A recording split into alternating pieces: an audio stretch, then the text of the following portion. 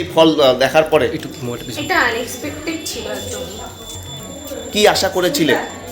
আশা করছিলাম হচ্ছে 70-এর মতন ঘরে থাকবে, কিন্তু এতটা আমি সত্যি এক্সপেক্ট করিনি।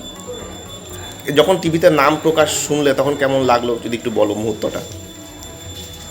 তখন ভালোই লাগছে।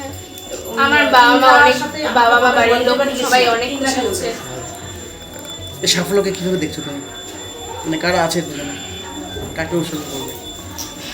আমার সব টিউশন টিচার, তারপর স্কুলে, আর আমার বাবা মা, আর সব অবশ্যই আমি তো ভগবানকে সবসময় এটার জন্য ধন্যবাদ জানাই যেটুকু আমি পারছি।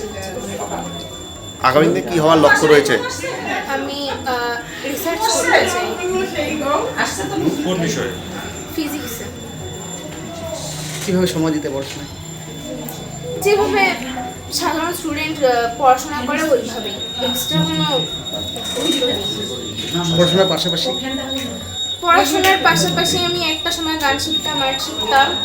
এখন বিশেষ চর্চা নেই, কিন্তু তাও ভাইরা বোনদের সাথে খেলি, এই তো। তারপরে রিল্যাক্স, এরকমই চলে। অবসর সময় কি করো? গল্পের বই বা অন্য কিছু? না।